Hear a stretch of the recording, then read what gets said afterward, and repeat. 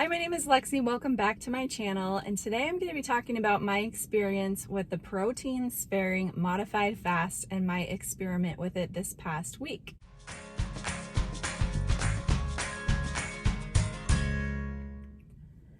So if you're new to my channel, I just want to put it out there that I do not do the keto diet because I know a lot of people who do this protein sparing modified fast are on the keto diet. And also I'm not planning on doing this like on a regular basis. I just wanted to try it out and kind of bring you the information. So if you're looking for someone who's on keto who does this regularly, I'm not your girl. So I just wanted to put that out there so you don't waste your time. But typically I am an alternate day faster. So I do a water fast Monday, Wednesday, Friday. And the reason that I was interested in trying out the protein sparing modified fast is because I've just been doing some research from a few different avenues. It all started with Marty Kendall and the data-driven fasting, which led to me kind of discovering Ted Naiman and just all about the protein to energy, like prioritization, all of that. So basically it led me to Maria and Emmerich, who started this whole protein sparing modified fast.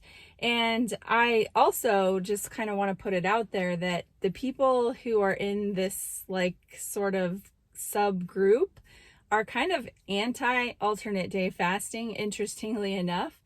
And the reason why is they say that it doesn't allow you to eat enough protein, and also they say that it will decrease your muscle mass.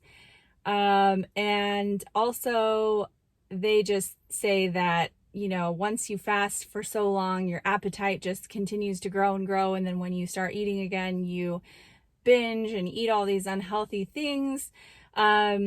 So that's their kind of outlook, it seems like. And I completely disagree with that, obviously. So that has not been my experience. But I also feel like even though they don't agree with what I'm doing, I can still learn from them. So that's okay. We don't all have to agree.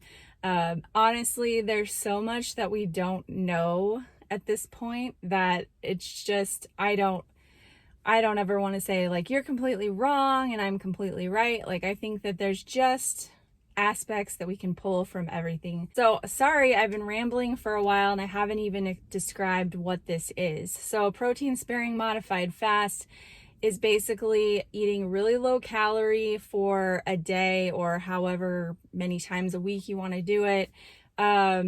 It's very high protein, low fat, very low carb. So for my particular macros, and I'll link below the macro calculator that you would do for your particular situation. But I was supposed to stay under 30 grams of fat or around 30 grams of fat. I think they say the fat is important actually to help you absorb the nutrients from the protein. So 30 grams of fat, around 139 grams of protein, and under 10 total carbs for the whole day. So that's very, very low carb. Now, so I have heard people call this a fast mimicking diet, and I disagree with that. I don't think that they are interchangeable. I think they just have different benefits. So the whole reasoning behind doing this to the people who promote it are that it helps you to maintain and build muscle while still getting some of the benefits of a fast. You know, you're obviously in a very low energy situation. And it's just supposed to be easier, supposed to help you lose weight, all of the above. So I think it's focused mostly on weight loss and muscle building. Now, the reason that I do not find it interchangeable with a water fast is because of autophagy. Autophagy is a situation where when protein is low, your body starts to recycle damaged proteins. And yes, if you put new good protein in, it somewhat sort of accomplishes the same thing, but you're not getting as much of the recycling aspect. And I just don't think that they're interchangeable. I'm going to link below a video from Dr. Jason Fung about autophagy. He did this recently and it was a fantastic video. So I'm going to link that below. I actually learned something from it. I didn't realize that there were actually like sub categories of autophagy, and it's really interesting. So for health purposes, I believe that both are important. It's important to build your protein, and it's important to break down damaged proteins. And I will say that autophagy is happening on a regular basis, even if you don't do long fasts. I know that to be true. It just ramps up when you do a longer fast, and I think it can be very beneficial. And I've seen just firsthand for myself and many, many other people who fast on a regular basis, the benefits that they receive from the anti-inflammatory just doing longer fasts and the autophagy benefits. So definitely don't discount that. I think they're both important. So the reason that I did this was to just, I don't know, just to try it out and see if it was something that I would use. And so at the end, I'll tell you what situations I would use this for. So I got inspiration for my eating choices on this day from Keto Rewind. I'm sure a lot of you have watched her videos, but again, I don't do keto, but I really like Jess, the girl who runs that channel. And so she has been doing this protein sparing modified fast. And she posted a video of like what she ate for the day and stuff. So I kind of used that as a framework. So I'm going to post that video as well. And she put Maria Emmerich's protein sparing modified fast bread in that video. So I kind of used that recipe, but I did like half because I only wanted one loaf. And yeah, so basically it's like egg whites, egg protein powder, salt, and a little bit of cream of tartar. I can't remember if she used the cream of tartar, but it just stabilizes the egg whites. So I did that, and I had that for breakfast. So I had 3 pieces of the bread, and it's a very like spongy texture. It's really interesting. Not my favorite. Now it could have just not turned out perfectly or something. I don't know. I'll have to try it again, but like it is a very strange like texture. I can't even really describe it. It's fine. It doesn't really taste like anything. So it's just kind of a vessel for whatever you put on it. But I ended up having 3 pieces of that bread. On one slice, I did butter. And then on the other 2, I used the, I use the Vitacost brand. It's like PB Slim. It's the same thing as PB2. And mix that with water so it like makes a little like peanut butter like taste and texture. And I put that on the other 2 pieces of bread. So that was for breakfast was 26 grams of protein and 4 carbs and 6 fat.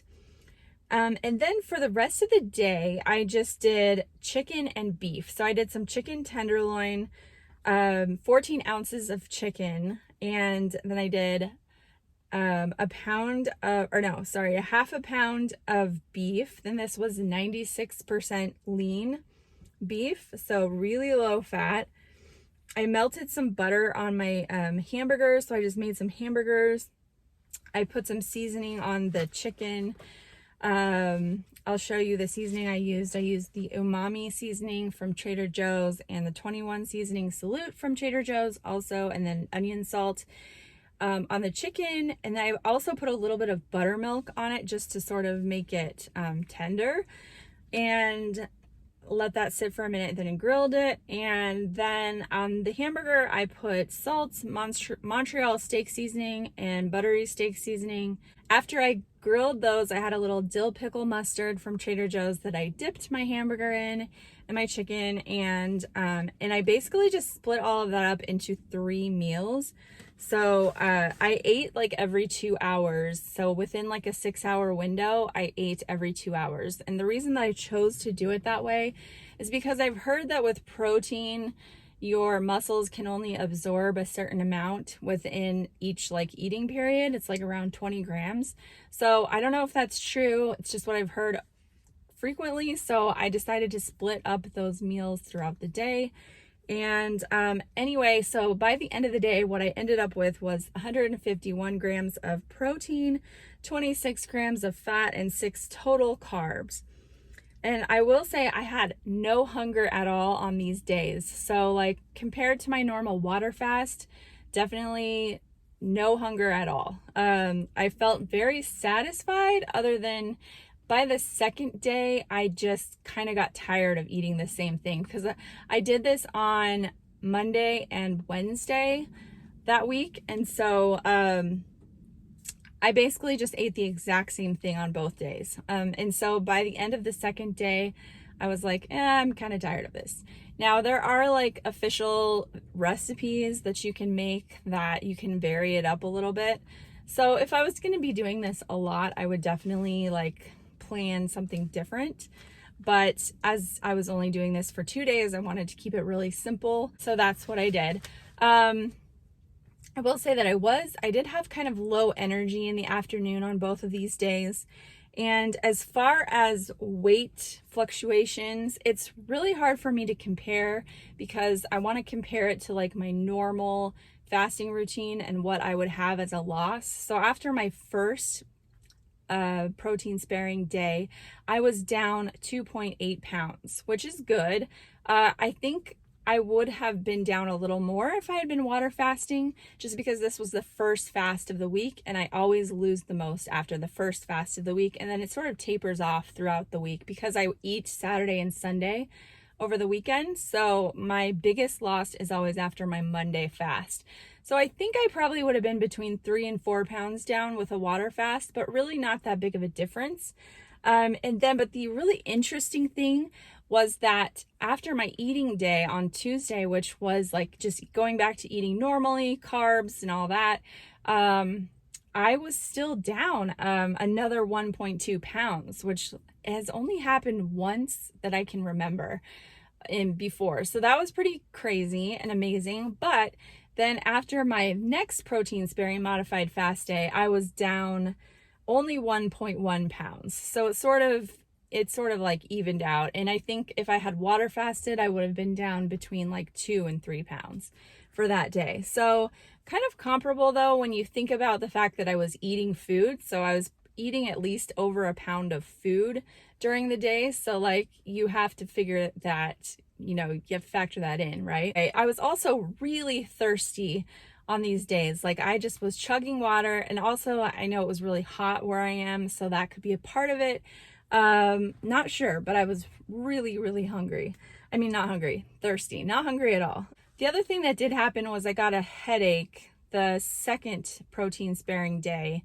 In the evening, I had a headache. There's just kind of like a tension headache, but it was gone the next morning. The other comparison that I will make is that compared to a water fast day, I had less energy the morning after than I normally would. I usually wake up after a full day of fasting feeling just like amazing, and I have all this energy for like my exercise routine. I didn't feel as well during this experiment the day after the protein sparing day. So that was interesting. I'm not sure why that is. The other like major con I would say with this is that it's much more expensive and inconvenient, obviously, than a water fast, because you have to prepare food.